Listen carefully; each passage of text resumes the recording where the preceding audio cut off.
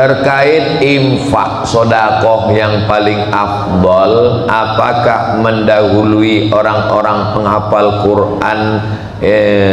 Apa maksud pertanyaan? Terkait infak sodakoh yang paling afdol itu, apakah mendahului untuk orang-orang penghafal Quran atau yang lain, Pak Ustadz? Untuk penghafal Quran sekian persen, untuk pembangunan masjid sekian, untuk jadi semua dapat. Jangan sampai hanya satu saja yang lain tak dapat. Ini saya yakin melihat pertanyaannya ini, jamaah rahmah ini punya uang cuman bingung mau dibuang kemana. Jadi saya kasih tahu, untuk masjid sekian, untuk penghafal Quran sekian, itu semua investasi. Karena kalau penghafal Quran itu ada, masjidnya bagus, siapa gurunya? Gurunya itu juga. Jadi Al Azhar Kairo itu di atas tanah wakafnya dibangun rumah sakit Husain. Karena di depannya ada makam kepala Sayyidina Husain, anak Sayyidatuna Fatimah, cucu Nabi Muhammad SAW. Maka dibangun namanya Rumah Sakit Husain. Kawan saya ini suka makan cabai, tapi mengunyahnya malas. Bijinya menggumpal di dalam, jadi usus buntu. Pas beri periksa udah mau meletus usus buntu ini, udah mau meledak, udah erupsi, udah macam Semeru. Ini mesti digunting. Waktu itu krisis moneter, $1 20.000 zaman saya di Mesir. Sebelumnya cuma 2.500. Bulan Mei 98 jatuh Pak Harto, melambung 97-98 moneter, krisis. Operasi 2.000 pon. Kata kawan saya, daripada operasi ini baguslah aku mati, kata dia, daripada minta orang tua. Tunjukkan kartu mahasiswa, mahasiswa Al Azhar, gratis mas. Dari mana duitnya? Dari wakaf. Tanahnya tanah wakaf, dibangun rumah sakit. Hasil keuntungan 90% untuk Al Azhar, 90% untuk umat, 10% untuk pengelola. Itulah makna wakaf. Wakaf ini kalau dikelola dengan baik, maka tanah wakaf Masjid Ar-Rahmah ini dikelola dengan baik. Ada kliniknya, ada rumah sakitnya, ada malnya. 90% untuk umat, 10% untuk pengelola. Adilnya ajaran agama Islam.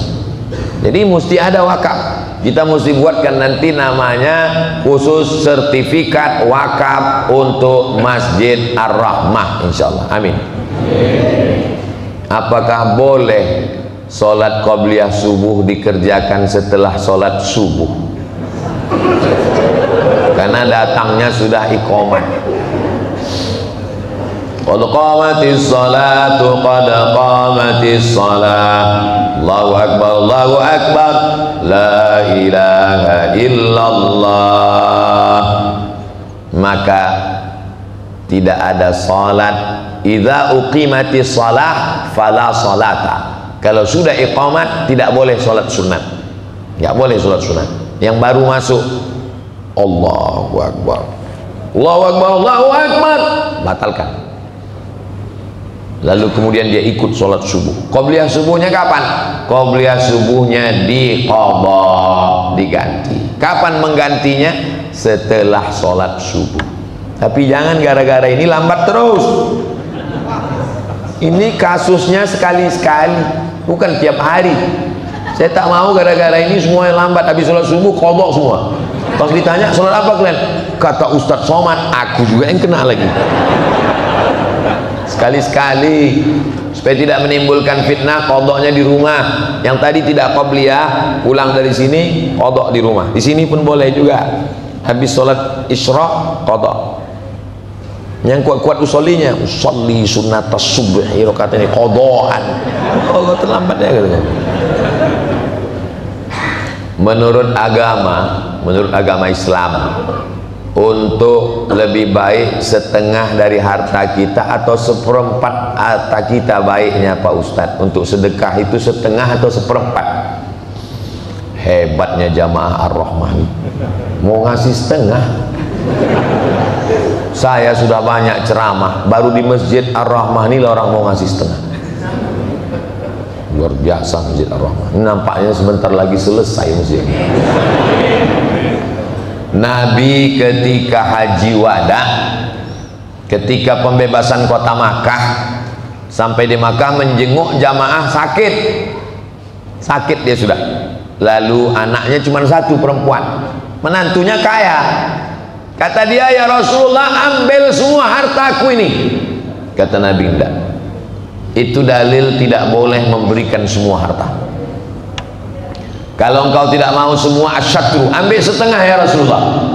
Kata Nabi, enggak, setengah pun tidak boleh. Kalau gitu as-sulusu, sepertiga, ambil sepertiga ya Rasulullah. Kata Nabi, as-sulusu kasir, antada'a warasataka aghniya, kau tinggalkan anakmu ahli warismu dalam keadaan mampu, khairun, lebih baik, min antada'ahum allatan, daripada kau tinggalkan anak keturunanmu miskin susah, yatakaffafuna 'alan nas, minta-minta. Bapak nggak boleh ngasih semua hartanya untuk Masjid Ar-Rahmah lalu anaknya jadi fakir miskin. Makanya wasiat yang paling tinggi hanya boleh sepertiga. Lebih dari sepertiga wasiatnya batal. Misal ada jamaah Ar-Rahmah sulit wasiat, kalau aku mati aku serahkan semua hartaku untuk Ar-Rahmah supaya anakku yang nakal ini jadi pengemis aja. Maka Masjid Ar-Rahmah tetap dapat sepertiga, yang 2/3 tetap dibagikan ke ahli waris. Jelas? Begitulah adilnya ajaran Islam. Izin tanya Ustadz, saya seorang mahasiswa dan santri yang masih menghafal Quran, mohon doanya. Jadi gini Ustadz, panjang ceritanya ini. Saya tiba-tiba ada rasa suka sama akhwat. Alhamdulillah, daripada kau suka sama ikhwan. Lagi tren sekarang LGBT, laknatullah alaihim ajmain. Tapi saya masih mau belajar dan belum mampu ke jenjang pernikahan. Jadi apa yang harus saya lakukan Pak Ustadz? Kata Nabi, faman lam yastati, yang belum sanggup nikah, fa'alaihi bisawm, banyak-banyak puasa sunat. Kalau perlu tiap hari puasa, bagus, irit belanja, nabung untuk nikah. Kalau puasa tidak masuk asupan gizi ke badan, maka tekanan libido seksual menurun. Teman kamu nanti nunjuk, guys, ada cewek cantik, mana aku nggak kelihatan lagi. itu yang baju hijau, oh kelihatannya kayak semangka gitu. Mengungkapkan perasaan ini atau gimana Pak Ustadz? Kau baru semester 1 udah mau mengungkapkan perasaan. Selesaikan dulu kuliah, selesaikan kuliah S1, habis itu nanti kerja, setelah itu baru kau menikah. Sementara itu nabung, sementara itu kerja. Tapi nanti kalau saya udah ketuaan, apa masih ada orang yang mau sama saya Pak Ustadz? Saya ini udah tua nih kan, udah tua nih, udah 45 tahun, kurus, hitam dan tidak ganteng. Tapi cobalah kalian baca komen-komen di YouTube sama di Instagram sama di TikTok itu, apa komen mereka? Ustadz, jadikan aku yang kedua ya. Nah, sedang aku aja yang udah tua, udah lisut, udah kering nih masih banyak orang mau. Apalagi kalian yang ganteng-ganteng, yang muda-muda. Jadi yang penting fokus aja kalian belajar. Saya kasih tahu, saya 4 tahun di Mesir nggak pernah pacaran, 2 tahun di Maroko nggak pernah pacaran. Kenapa orang tak mau? Karena perempuan itu mau jalan sama kau kalau kau punya duit. Kalau kau punya duit, tak ada perempuan mau. Kalau ada perempuan mau kau tak punya duit, itu perempuan bodoh. Betul tak Bu?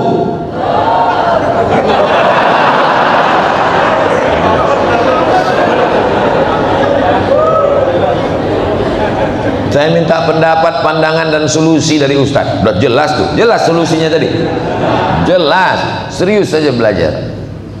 Mana yang lebih diutamakan, hak dulu atau kewajiban? ibu sama bapak ini punya, bapak terhadap ibu ada kewajiban. Kewajiban bapak kasih ibu makan. Ibu udah makan? Kenapa kalian tak kasih makan? Yang kedua, kasih mereka pakaian. Nampaknya pakaian ibu sudah bagus, mudah-mudahan jilbabnya cepat lunas. Yang ketiga, kasih mereka tempat tinggal. Alhamdulillah. Yang keempat, beri mereka pendidikan. Yang kelima, beri mereka perhatian. Kalau nanti mereka pulang, gimana mama pak? Belum pernah aku melihat perempuan seperti kamu. Dalam perempuan, dalam hati jeleknya. Perhatian, dia perlu dipuji, dia perlu diberikan respon, dia perlu diberikan sesuatu. Itu kewajiban bapak. Tapi bapak juga punya hak untuk dilayani, maka dia sejalan bersama. Jadi bapak tidak hanya menuntut, tapi juga bapak memberikan. Insya Allah mereka akan memberikan yang terbaik kalau bapak juga memberikan yang terbaik. Perempuan itu pak, kalau bapak berikan yang terbaik, apa kata mereka? Jangankan hartaku, nyawaku akan kuberikan untukmu pak. Tapi kalau kau macam-macam, iya kan bu? Tengoklah jujur. Mudah-mudahan kita semua selalu dalam ridha Allah. Dibukakan pintu rezeki untuk berwakaf, berinfak dan bersedekah. Istiqomah dalam iman dan Islam. Anak-anak kita soleh solihah, dijaga Allah dari narkoba, dijaga Allah dari LGBT. Indonesia